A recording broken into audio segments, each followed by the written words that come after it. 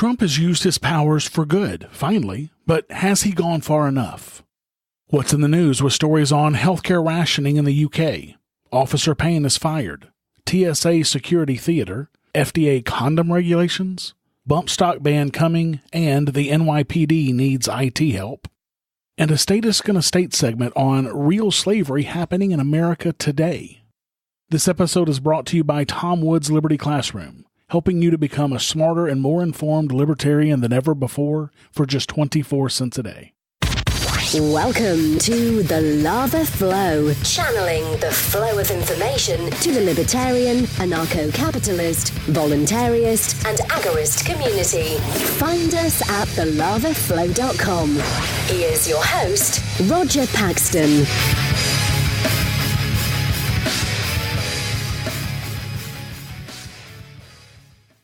Thank you for joining me this week. Home of the longest-running lottery in the continental United States, initially determined by horse races at Rockingham Park in Salem to avoid federal anti-lottery laws, this is the show that will bring you the people, places, and events that everyone in the Liberty Revolution needs to know.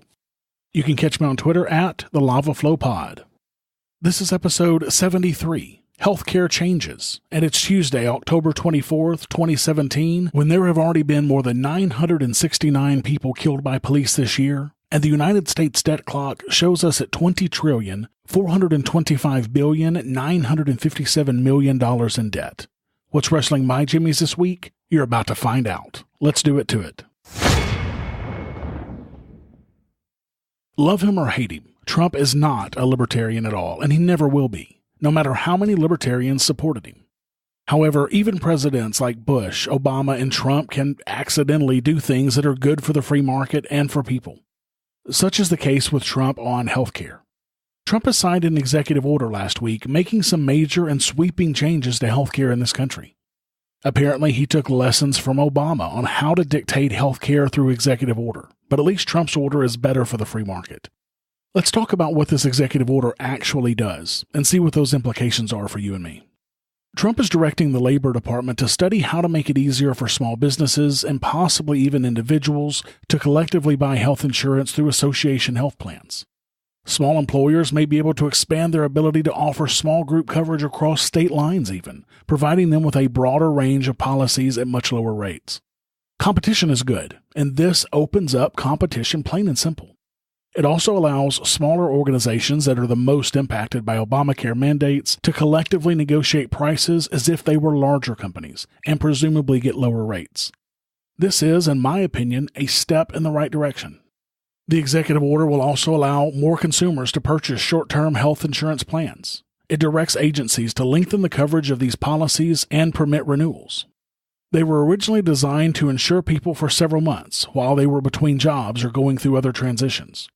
Some plans provided coverage for up to a year. The Obama administration last year limited the duration to 90 days. As far as I'm concerned, the government has absolutely no business telling a company or a consumer how long their contract between themselves can be. But again, this is a step in the right direction. Another good thing about these short-term plans is that they're not subject to Obamacare's massive regulations, so they base rates on customers' health background, just as you would expect to see in a free market. Trump's order also expands employers' ability to give workers cash to buy coverage elsewhere through tax-free funds and health savings accounts. This will also open up competition, as people will be able to shop around for the best health care for them instead of being lumped into a plan through their job. And we all know what competition does to quality and price. Now, Rand Paul, the neo-libertarian darling, said that the executive order would come at zero cost to the taxpayer and would enable 28 million people left behind by Obamacare to purchase insurance cheaply. Trump's order is intended to create less regulated, less expensive alternatives to Obamacare. It's not an attempt to unwind the law so much as it is to work around it, providing options that don't exist under the current scheme, which has resulted in steady and significant increases in health insurance premiums and limited health insurance choices in many parts of the country. The order is less a direct attack at Obamacare and more of an attempt to escape its failings by going around it. It will be a few months before the changes related to this executive order actually take effect and new plans start appearing in the market, because now the Department of Labor and Health and Human Services have to figure out how to make it into a reality. The order tells those agencies to consider finding ways to expand association health plans and offers some broad suggestions about how this might be accomplished, but little in the way of specifics. What I'm hoping to see out of this executive order is that these new changes will lure enough relatively healthy people out of the Obamacare markets, which will in turn cause premiums to rise even higher and choices to decline. This would hopefully cause a massive backlash as people see the inevitability of Obamacare much sooner once taxpayers and insurance companies realize that it's too expensive to maintain. But what's more likely to happen is that the next Democrat president will just wipe away these executive orders and nothing is going to change. But we'll see. It's time to shake up your podcast feed, folks, by subscribing to Lions of Liberty, the only libertarian variety show out there. Spend Mondays with me, Mark Claire, as I feature in-depth interviews with great names in the libertarian community and fun roundtable discussions. Electric Liberty Land with me, Brian McWilliams, every Wednesday, your weekly dose of comedy, culture, and liberty. And Felony Fridays with me, John Odermatt, where I expose injustice in the broken criminal justice system. Find us on iTunes, Stitcher, and at lionsofliberty.com.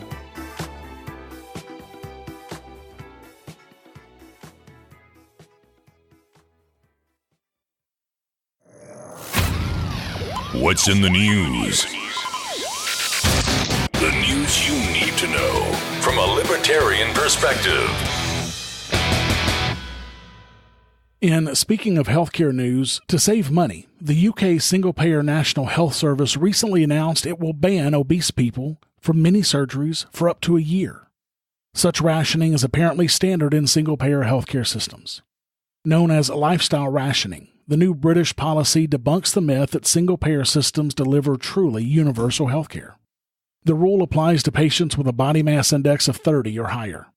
It would hit a 5'10" man who weighs more than 209 pounds, or a 5'4" woman who weighs more than 174 pounds. These patients will have to wait a year or lose 10% of their body weight before they can receive elective surgeries like hip or knee replacements. The National Health Service in Britain believes that such discriminatory rationing is the, quote, best way of achieving maximum value from the limited resources available, end quote. So patients wait. More than 4 million are standing by for surgery, the highest figure in a decade. The single-payer system in Canada is hardly any better, particularly for patients seeking specialist care. According to the Fraser Institute, the median wait time between referral from a general practitioner and treatment by a specialist in 2016 was 20 weeks, the longest on record. America's own experiment with single-payer, the Veterans Health Administration and the Department of Veteran Affairs, is a national embarrassment. A federal investigation found that more than 200 veterans died while waiting for care at a Phoenix VA facility in 2015. The same is true of almost 100 veterans at a Los Angeles VA hospital between October 2014 and August 2015. Now don't forget, folks, Democrats want single-payer health care here. The top two Democrats in the presidential race last year, Clinton and Sanders, have both called for it. Sanders recently introduced his Medicare for All bill, backed by 15 other Democrat senators, to create just such a system here. In addition, Senator Elizabeth Warren, Democrat from Massachusetts, is urging Democrats to make single-payer a centerpiece of their upcoming campaigns. Supporters of single-payer healthcare should realize the error of their ways, because single-payer isn't a shortcut to universal healthcare. As the experiences of many other countries prove, it's a pathway to grotesque rationing, long waiting lines, and needless suffering and death. In unicorn news, the unusual has happened. A police officer was actually fired for his actions on duty. Salt Lake City Police Chief Mike Brown has fired one officer and demoted another in response to the July 26 arrest of University Hospital nurse Alex Wubbles, according to records obtained by the Salt Lake City Tribune. Detective Jeff Payne, who arrested Wubbles, was fired Tuesday. Payne's watch commander the day of the confrontation, Lieutenant James Tracy, was demoted to police officer, effective Wednesday, according to the document signed by Brown and sent to both of the men. Brown's decision is the culmination of an internal affairs investigation that began a day after the confrontation between Wubbles and Payne began. The probe ultimately found that both the officers had violated a number of department policies.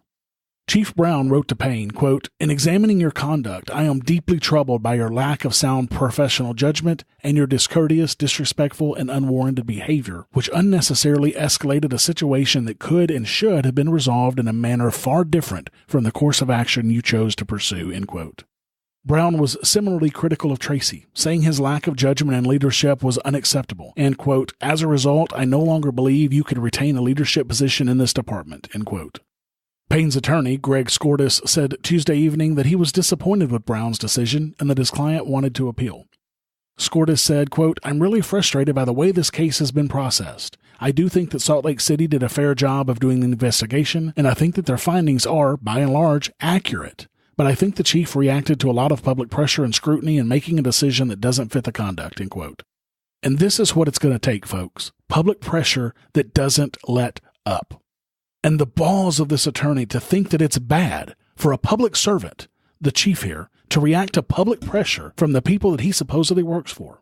I'm glad to see this unicorn of a result, but I hold no illusion that this is going to make anyone safer from officers in the future. We need dozens of such high-profile cases. Hell, we need hundreds of them. Let's find another crooked cop to make famous as soon as possible. Guys, you know Tom Woods. You know his books. You know his podcast. Now learn what he learned to get where he is today in Tom Woods' Liberty Classroom. Get the equivalent of a PhD in libertarian thought and free market economics online for just 24 cents a day while sitting at your computer or driving in your car. You can get it now at thelavaflow.com/woods. Listening to the audios and watching the videos will load you up with the facts, figures, and other ammunition that you need to feel supremely confident and come out on top when arguing politics or economics with yet another devoted socialist or neoconservative. But I repeat myself. Get a yearly membership to Tom Woods' Liberty Classroom for only $89 a year. Or like me, go for the Masterclass for lifetime access for only $497 and get tons of bonus material as well, including monthly live sessions with Liberty Classroom faculty and 435 audio-video lessons on government and history that Tom created specifically for the Ron Paul curriculum worth $250 alone. Make sure to sign up today at thelavaflow.com/woods to become a smarter and more informed libertarian than ever before. In security theater news, the Transportation Security Administration is enacting some new programs by further clamping down at airport security checkpoints around the U.S. Instead of only requiring you to remove your laptop and liquids from your carry-on baggage, the TSA now requires air travelers to remove all electronics larger than a cell phone, which must be placed in a bin with nothing on top or below them. This essentially means that passengers will be required to remove anything with a battery for extra screening. The previous method often required 2 or 3 bins per person to accommodate the bevy of laptops, tablets, and liquids, even for non-techie travelers. The new method adds things like digital cameras, Bluetooth speakers, Kindles, spare batteries, and a whole lot more. The TSA is now recommending travelers arrive at least 90 minutes ahead of the scheduled departure time for domestic flights. Bank on 3 hours or more for international departures. This is just asinine. If this security was run by a private organization that did not hold a monopoly on air travel security, they would be taking customer service into account just as much as they do security, instead of being run by some bureaucrat on high who has no concept of customer service and wants to believe that we're somehow safer because my fucking Kindle is in a separate bin. This is nonsense. I say jam them up. If you have to travel by air, request a pat-down instead of a body scan. Grind the gears to a fucking halt. As John Galt said in Atlas Shrugged, stop the motor of the world. In Government Regulates Everything news, the Food and Drug Administration apparently controls even the size of condoms in this country. A company is making smaller condoms for American men, since the average size of 6.69 inches is too big. Recent CDC figures on condom use reveal that just a third of single men use the rubber protection, and one of the most common reasons for non-users is that they, quote, slip off. Indeed, a study by Indiana University on almost 2,000 men revealed the average length is 5.57 inches, about an inch shorter than the standard condom size. Now the Food and Drug Administration, which regulates health industry standards, has conceded that there is a need for smaller condoms. In a desperate bid to lower the rates of sexually transmitted diseases and unwanted pregnancies, the agency has made a policy change to allow manufacturing companies to make condoms of all sizes. Allow. I shit you not. In doing so, it has given the green light to My One Perfect Fit, a custom brand of condoms made by Boston company Global Protection Corporation, which has been lobbying for a change for more than 7 years. What the actual fuck? I mean, first of all, where the fuck does the FDA get the authority to define the size of a condom and regulate it? And the authority to refuse to allow a company to make a different size for 7 fucking years? But secondly, it took 7 years for the FDA to concede that men lie about their penis size? I mean, this just shows how out of touch the FDA actually is. How hard is it to do a study for this? I mean, I hate to beat the same drum again, but do you think it would have taken a private organization expected to give accurate information to the public this long to come to this sort of conclusion? The FDA protects no one. It is a danger to society. Can you imagine how many people may have contracted an STD due to an ill-fitting condom in the last 7 years while the FDA twiddles their jimmies on this one? This just makes me sick.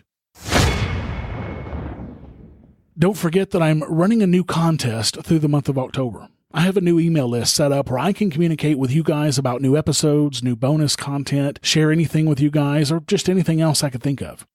I don't plan on sending a bunch of emails, just a handful each month, but it is a great way for us to stay in contact. To sign up for the contest, all you have to do is go to thelavaflow.com/email and sign up. It's really that simple. Anyone signed up for this by the end of October will be entered to win the prize. The grand prize pack will include an exclusive The Lava Flow contest winner t-shirt, The Lava Flow tote bag, one of my favorite Libertarian books signed by the author, and a signed copy of the Liberty Force comic #1 produced by Johnny Adams of the Johnny Rocket Launchpad. There will be only one grand prize issued, but there will be 4 other prizes for randomly drawn contestants that will include just the signed copy of Liberty Force comic #1. So you've got 5 chances to win this time. So make sure to get in on this today so you don't miss out. Sign up at thelavaflow.com/email now for your chance to win. The last day I'm taking entries is December 31st. In Never Let a Tragedy Go to Waste news, a bipartisan measure that would ban bump stocks was introduced in the U.S. House of Representatives by 10 members of the Republican Party and 10 members of the Democrat Party. The bill, drafted by Representative Carlos Curbelo, Republican from Florida, and Seth Moulton, Democrat from Massachusetts, intends to make illegal bump stocks or, quote, any part or combination of parts that is designed and functions to increase the rate of fire of a semi-automatic rifle, end quote. Binary triggers, which fires a round on both the pull and release of the trigger, would also likely be prohibited under this language, as would lighter triggers and heavier recoil springs, both of which allow for a faster rate of fire. What is shocking is just how broad this language is. The law promises to ban any part that increases the rate of fire from a semi-automatic weapon, meaning that more than just bump stocks could be on the chopping block, like I just mentioned above. Several other pieces actually do this. It was also an important first step to getting members of the 2 major parties to agree with anything having to do with gun control. Prominent Republicans and Second Amendment advocates, including the NRA, got in line to make their peace with legislation following the tragic shooting in Los Angeles. Fuck the NRA in the neck. I haven't been a member of the NRA since they compromised with Bill Clinton a couple of decades ago. If you're interested in a no-compromise gun lobby, please check out the Gun Owners of America or the Jews for the Preservation of Firearms Ownership. Now this is the slippery slope that uncompromising libertarians like me have worried about and that liberals hoped Congress would find itself negotiating one day. And even if it passes unanimously, the bill brings the nation not a bit closer to preventing what happened in Las Vegas. Frankly, it's highly likely that the bump stock saved lives in this tragedy. Shooting with a bump stock is terribly inaccurate and hard to do. Had he not had a bump stock on his weapon, he would likely have been much more effective in hitting targets than he was, especially at the distance that he was shooting at. I, for one, am glad this moron had a bump stock on his weapon if he was going to do this anyway. In What the Actual Fuck news, the New York Police Department apparently does not back up its evidence database at all. If the database servers that power NYPD's Property and Evidence Tracking System, PETS, designed and installed by Capgemini under a $25.5 million contract between 2009 and 2012, were to fail, all data on stored evidence would simply cease to exist. Now, I've been in information technology for over 20 years. This is one of the first things you learn. Back up always, back up often. Any IT contractor that put this system in without backup systems needs to completely go out of business. Last year, NYPD's Assistant Deputy Commissioner Robert Messner told the City Council's Public Safety Committee, quote, attempts to perform the types of searches envisioned in this bill will lead to system crashes and significant delays during the intake and release process, end quote. This claim was key to the department's refusal to provide the data accounting for the approximately $6 million seized in cash and property every year. So not only is the data backed up, the systems can't effectively search the data without crashing. City Attorney Neil Giovannotti claimed that the NYPD doesn't even have the technical capability to pull an audit report from its forfeiture database because the system wasn't designed to do that at all. As of 2013, the NYPD was carrying a balance sheet of more than $68 million in cash seized, and they can't audit that at all, apparently. Now, since I work in healthcare IT, I know how burdensome the regulations that the federal government put on private industry truly is. I also know the repercussions if those regulations aren't met. It's not pretty.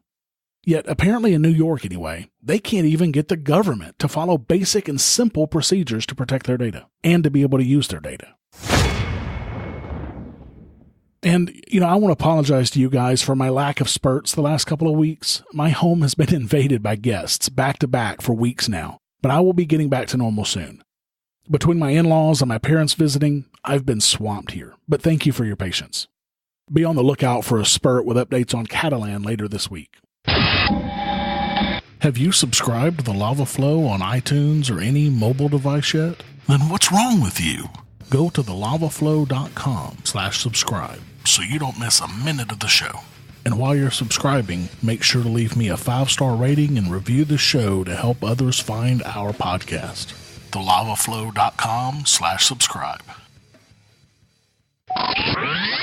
Exercise your free market muscles by going to thelavaflow.com/support and giving a per episode donation of as little as $1 an episode, or use Bitcoin. Get exclusive content, rewards, and help the Lava Flow become fiscally neutral while providing you more content. thelavaflow.com/support. This is Chris Spangle, and I am the host of We Are Libertarians, which you can find in iTunes, Google Play, or at wearelibertarians.com. We are a podcast that brings you all of the irreverence that modern politics deserves by examining current events from a libertarian perspective. So please, check us out at wearelibertarians.com.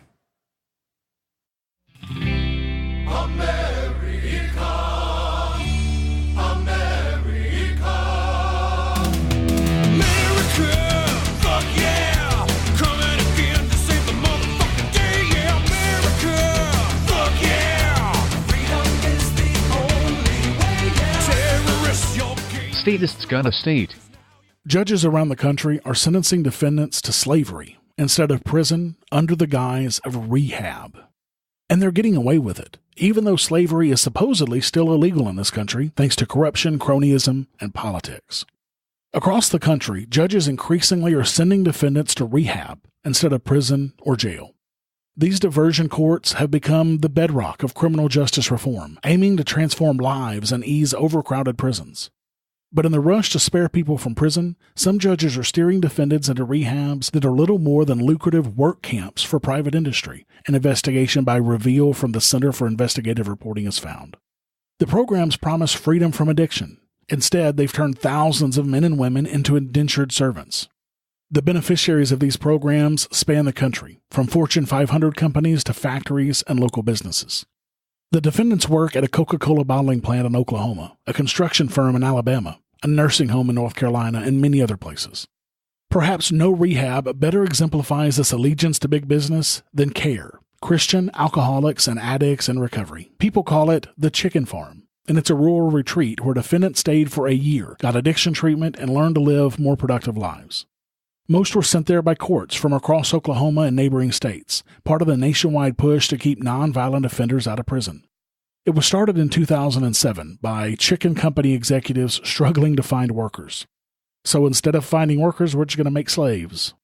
By forming a Christian rehab, they could supply plants with a cheap and captive labor force while helping men overcome their addictions. Yeah, right. At CARE, about 200 men live on a sprawling, grassy compound in northeastern Oklahoma, and most work full-time without pay at Simmons Foods Incorporated, a company with an annual revenue of $1.4 billion. They slaughter and process chickens for some of America's largest retailers and restaurants, including Walmart, KFC, and Popeye's Louisiana Kitchen. They also make pet food for PetSmart and Rachel Ray's Nutrish brand. Men in the CARE program said their hands became gnarled after days spent hanging thousands of chickens from metal shackles. One man said he was burned with acid while hosing down a trailer.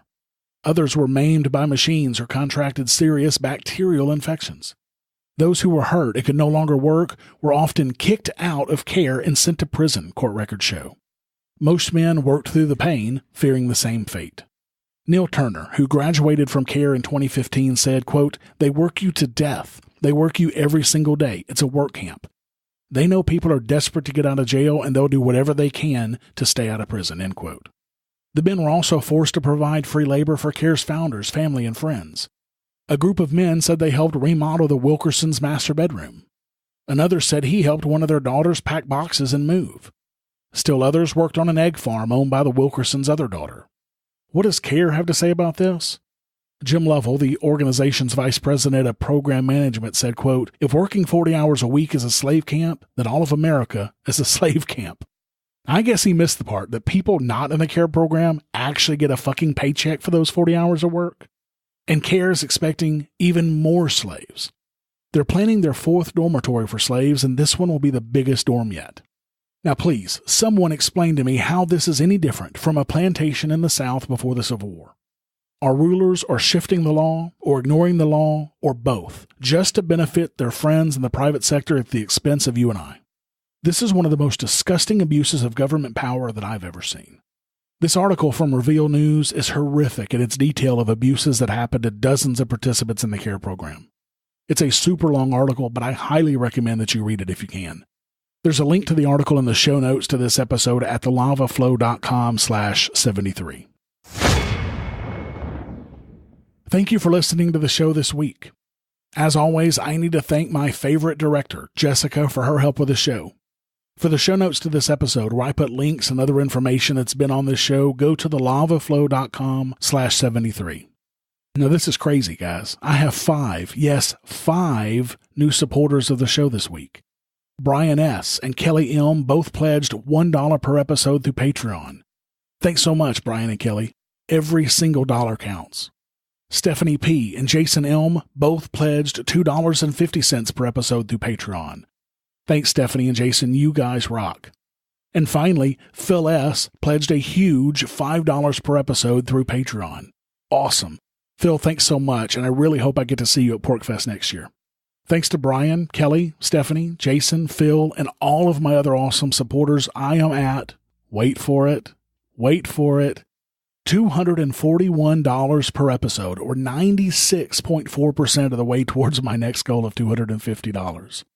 Only $9 per episode away. Holy shit. I can't believe it.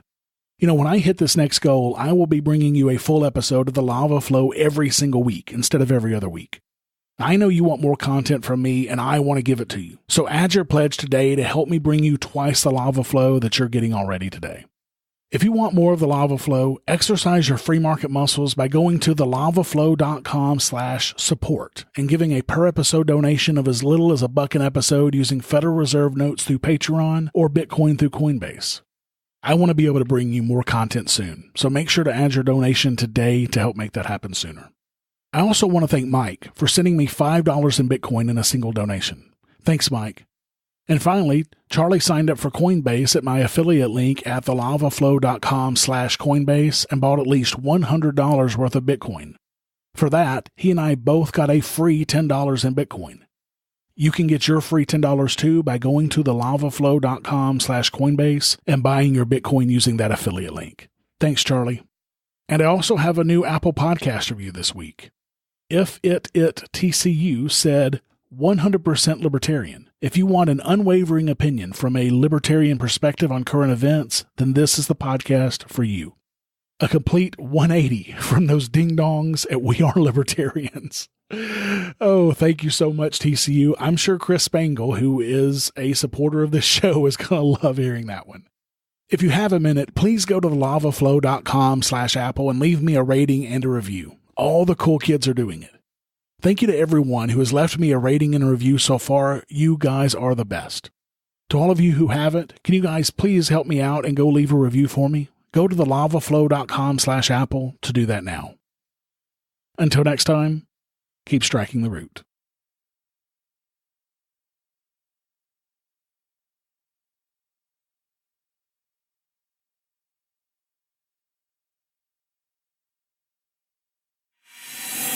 Thank you for listening to The Lava Flow at thelavaflow.com.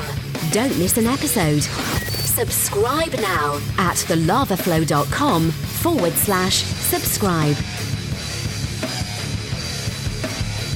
This has been a Pax Libertas Productions podcast.